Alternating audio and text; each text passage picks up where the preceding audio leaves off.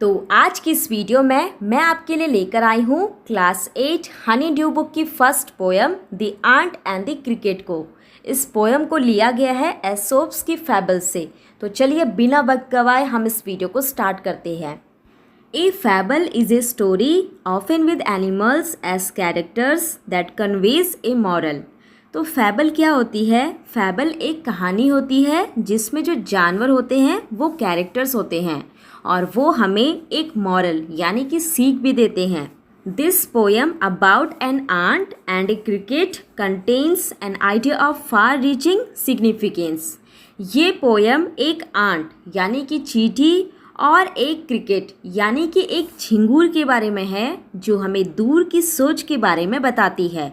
Which is as true of a 4-legged cricket as of a 2-legged one. और ये जो कहानी है वो इतनी ही सच्ची है जितनी ये बात कि क्रिकेट 2 प्रकार के होते हैं। एक वो जिनके 4 पैर होते हैं और दूसरा वो जिनके 2 पैर होते हैं। Surely you have seen a cricket that has 2 legs। तो आपने ज़रूर 2 पैर वाली क्रिकेट को देखा होगा। ये तो था इस पोएम का इंट्रोडक्शन। अब हम इस पोएम को पढ़ना स्टार्ट करते हैं। A silly young cricket accustomed to sing. Silly का मतलब होता है मूर्ख, क्रिकेट का मतलब होता है झिंगूर और अकस्टम टू सिंग का मतलब होता है गाने का शौकीन। तो यहाँ पे क्या बताया गया है? एक मूर्ख युवा झिंगूर था जिसे गाने का शौक था। Through the warm sunny months of gay summer and spring. तो जो झिंगूर था उसे हर मौसम में गाना गाने का शौक था। पूरी गर्मियों में और वसंत के मौसम में उसने गाने ही गाए। began to complain when he found that at home his cupboard was empty and winter was come। अब जो झिंगूर था उसने अपना पूरा समय गर्मियों के मौसम में और बसंत के मौसम में गाने में निकाल दिया। तो जब ठंड का समय आया तो वो शिकायत करने लग गया। क्या शिकायत करने लग गया? जब वो अपने घर गया तो उसने अपने कपबोर्ड को खोला और उसने क्या देखा कि उसका जो कपबोर्ड है वो पूरी तरह से खाली है।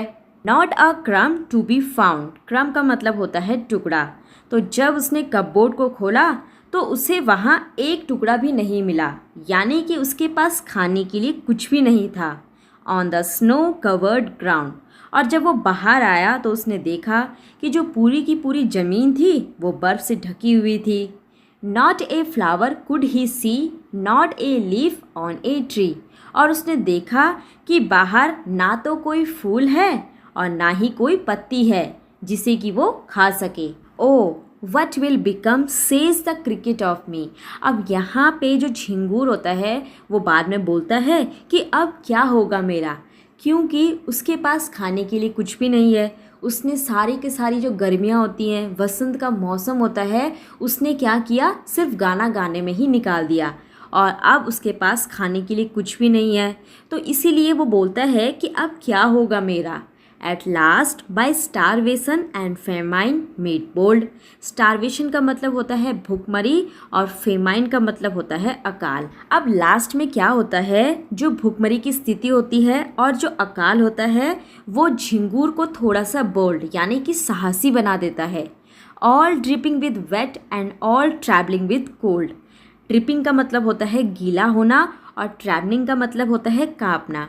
अब आगे क्या होता है कि जो झिंगूर होता है वो अपना खाना खोजते खोजते पूरी तरह से पसीने से गीला हो जाता है और वो कांप भी रहा होता है क्योंकि बाहर बहुत ज़्यादा ठंड हो रही होती है। Away he set off to a miserly ant. Miserly का मतलब होता है कंजूस।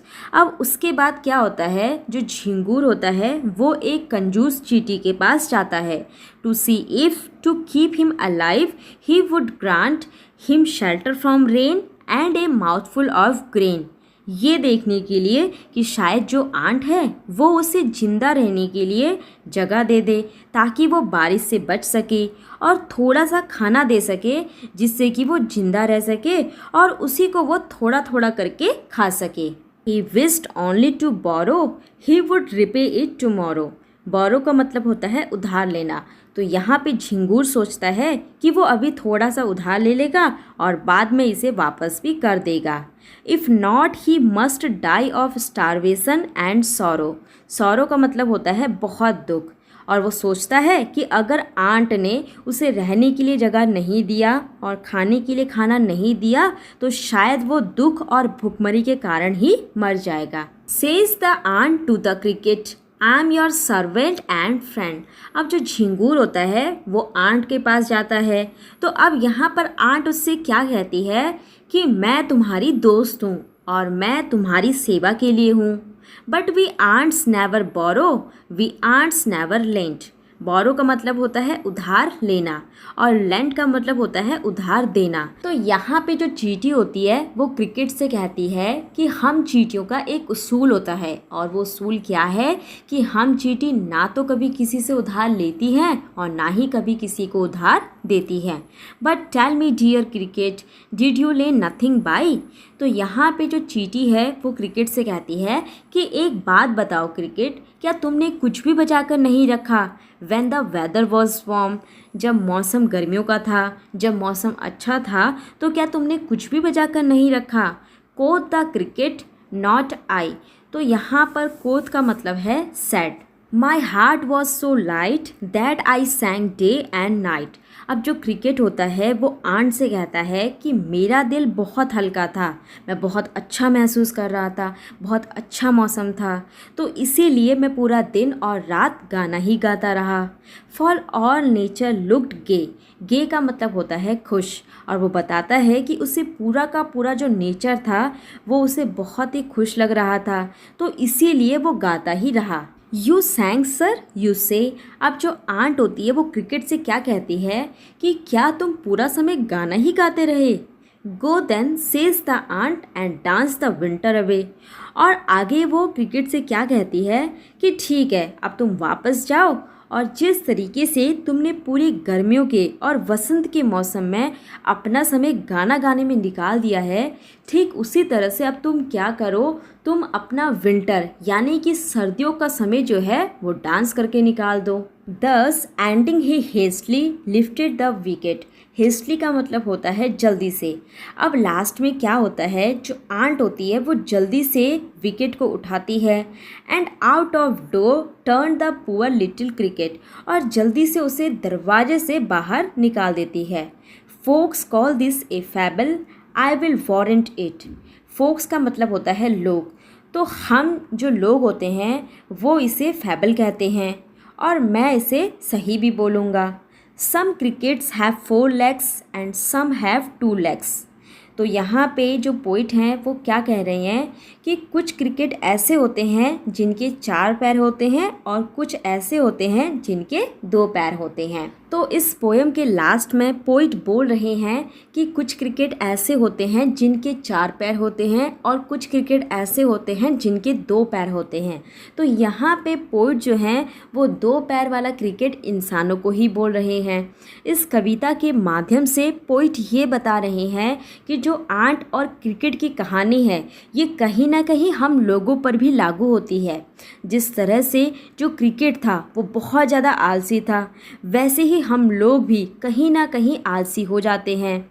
इस कविता के माध्यम से पोइट जो हैं वो हमें एक बहुत ही अच्छी सीख दे रहे हैं कि जब भी हमारे पास समय होता है तो हमें उस समय मेहनत करनी चाहिए, और जो भी मेहनत सही समय पर करता है उसका फल उसे ज़रूर मिलता है। तो इसी के साथ ये पोएम समाप्त होती है। अब आगे हम इसके क्वेश्चन आंसर्स को करेंगे। वर्किंग विद द पोएम का question number 1, the cricket says oh what will become of me, when does he से इट एंड वाई। तो इस क्वेश्चन में पूछा गया है, क्रिकेट कहता है ओ अब मेरा क्या होगा, तो वो इसे कब कहता है और क्यों। तो इसका आंसर है the cricket speaks these words when in his home he finds no food to eat in winter. तो इसका मतलब है क्रिकेट इन शब्दों को तब बोलता है जब उसके घर में सर्दियों के समय खाने के लिए उसे कोई भी भोजन नहीं मिलता है। Next question, find in the poem the lines that mean the same as neither a borrower nor a lender be.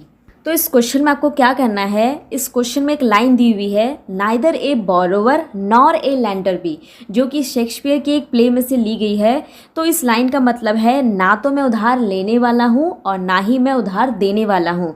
तो ये जो लाइन है इसकी जैसे ही लाइन पोएम में भी यूज़ हुई है। तो वो लाइन कौन सी है वो आपको बताना है। तो इसका आंसर है the line is but we ants never borrow we ants never lend. तो इसका मतलब है हम चींटियाँ ना तो कभी किसी से उधार लेती हैं और ना ही कभी किसी को उधार देती हैं।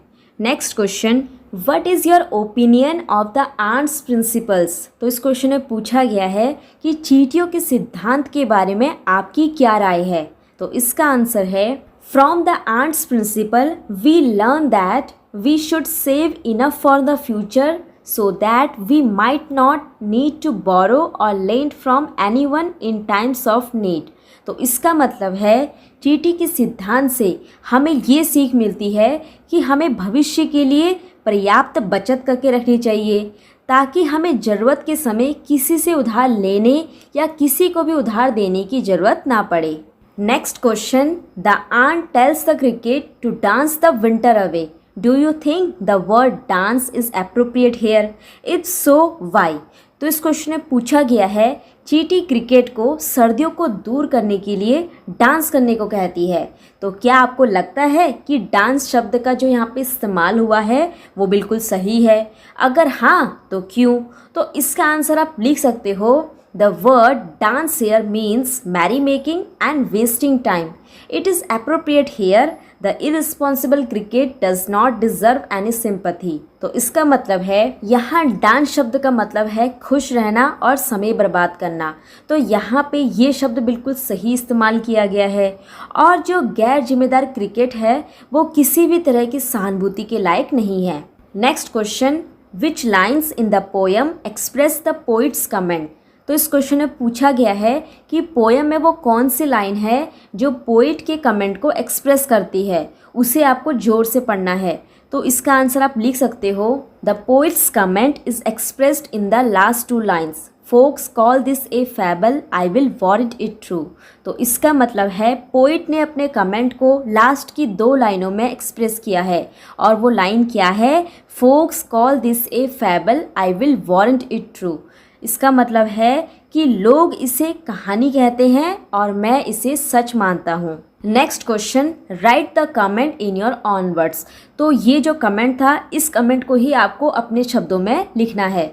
तो इसको आप इस तरह से लिख सकते हो, people say that this story of the cricket and the ant is imaginary और a fable with a moral, but I think that the story is true and educative.